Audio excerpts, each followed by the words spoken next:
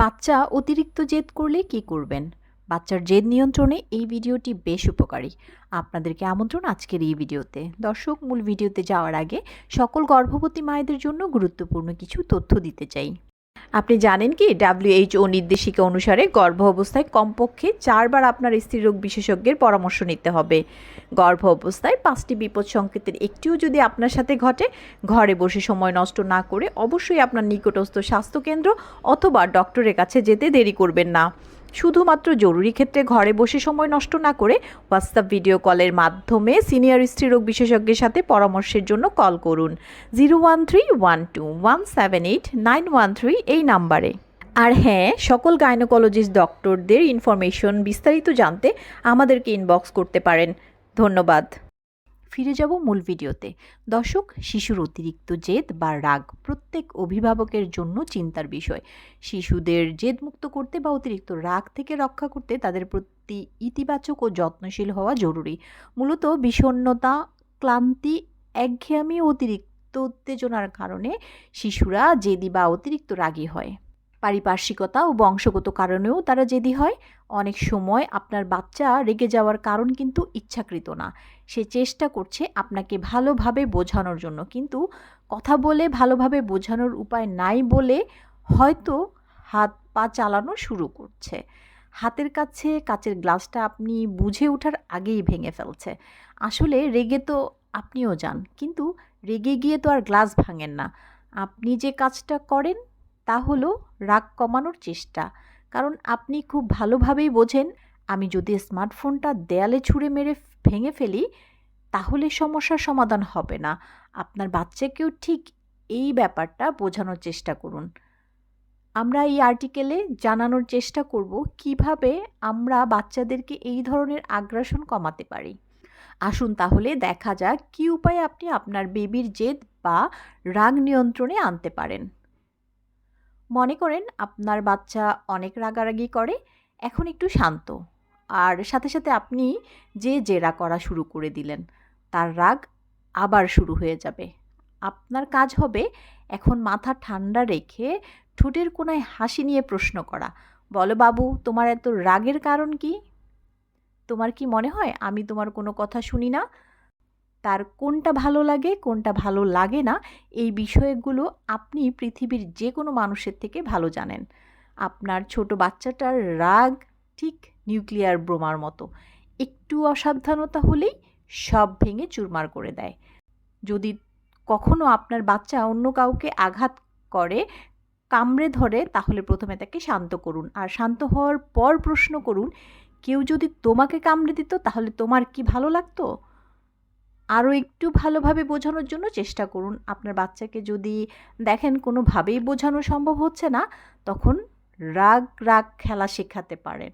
আপনার বাচ্চাকে প্রশ্ন করুন, বাবু, তোমার রেগে গেলে কি করতে ভালো লাগে? তার লিস্ট শোনার পর এইবার আপনার পালা। আপনিও একটা লিস্ট দিন যেগুলো রেগে গেলে আপনি করে থাকেন। এইবার আপনার বাবুর সাথে খেলা শুরু করুন, কিন্তু চরিত্র বদলে নিয়ে। মানে আপনি রেগে গেলেন, যা করেন ওইগুলো আপনার বাচ্চাকে করতে বলুন, আর আপনারটা আপনি নিজে। কয়েকদিন ধরে চেষ্টা করুন, দেখবেন আপনার বাবু আপনাকে কপি করা শুরু করেছে। নিশ্চয়ই আপনার লিস্টে রেগে গেলে তাকে কষ্ট দেওয়ার এই নীতি থাকবে না। চেষ্টা করেন আপনার বাবুর সাথে সব সময় কথা বলার। আপনার বাবু যে সারা দিন ঘর মাথায় তুলে রাখে তা তো না, মাঝে মাঝে সে ভালো কাজও করে।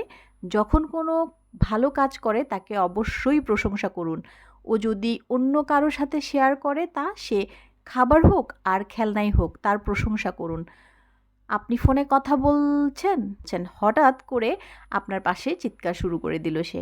আপনি হাত দিয়ে ইশারা করলেন চুপ থাকতে, সাথে সাথে চুপ হয়ে গেলে অবশ্যই কথা বলা শেষ হওয়ার পর, বাহ, আমার বাবু তো একদম লক্ষ্মী হয়ে গেছে। আপনার বাবুকে শান্ত থাকা শেখাতে পারেন।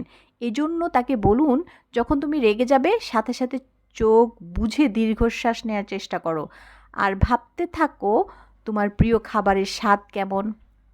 মাঝে মাঝে আপনার বাবুকে বোঝানোর চেষ্টা করেন যে তার কোন কাজে আপনি কষ্ট পেতে পারেন।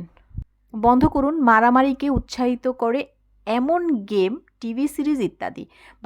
বাচ্চাকে অভ্যস্ত করুন বাচ্চাদের বিভিন্ন লার্নিং গেম অথবা টিভি শো সিরিজে। আপনার আদরের বাবু আজ পাশের বাসার বেবি অথবা স্কুলের ফ্রেন্ডকে খামচি দিয়েছে। প্রথম দিন যদি তাকে বোঝাতে পারতেন এই কাজটা খারাপ, আপনার পছন্দ না, তাহলে পরের দিন আর ওই ঘটনা ঘটতো না। সুতরাং প্রথম দিনেই সাবধান। অথবা আপনি বাসার কেউ অথবা কাজের মেয়ের উপর রেগে গিয়ে চিৎকার করলেন, অথবা রাগের প্রকাশ হিসেবে কোনো কিছু ছুঁড়ে মারলেন। একটু পরে আপনি ঠিকই শান্ত হয়ে গেলেন, কিন্তু আপনার আদরের বাবু কিন্তু একটা হাতে কলমে শিক্ষা পেয়ে গেছে। শিক্ষাটা হলো, মাও রেগে যায় এবং সেও রাগের প্রকাশ করে। সুতরাং এটা খুব সাধারণ একটা ব্যাপার। সুতরাং আগে নিজে বন্ধ করেন, তারপর বাচ্চাকে বন্ধ করতে বলেন। আর্টিকেলটি পড়া শেষ। এখন হাতের কাছে যদি ফোন থাকে তাহলে আপনার মাকে একটি কল দিন আর প্রশ্ন করুন, আমি কি ছোটবেলায় তোমাকে অনেক বেশি যন্ত্রণা দিয়েছি? মায়ের উত্তর, হাসি মাখা উত্তর আসবে, হয়তো না। তুই অনেক শান্ত ছিলি। পাশের বাসার বাচ্চারা কত জ্বালাতো তাদের মায়েদেরকে, কিন্তু তুই অনেক শান্তশিষ্ট ছিলি। বিশ্বাস করেন আর নাই করেন, আপনার বাচ্চা যেমন আপনাকে অনেক যন্ত্রণা দেয়, আপনিও তার থেকে কয়েক গুণ বেশি দিয়েছেন, কম দেননি এটা নিশ্চিত। আপনার বাচ্চাকে মানুষ করার জন্য আপনি যেমন অনলাইনে পড়তে এসেছেন, তার কিন্তু এমন কোনো উপায় ছিল না। নিজে নিজেই বুঝে গেছে আপনাকে কিভাবে মানুষ করা লাগবে। এর জন্য যে বিষয়টা তিনি বেশি বেশি করতেন তা হলো আপনার সাথে বেশি বেশি সময় কাটানো। আপনিও চেষ্টা করুন আপনার বাচ্চার সাথে বেশি সময় কাটাতে। আপনার বাচ্চার জন্য শুভকামনা রইল।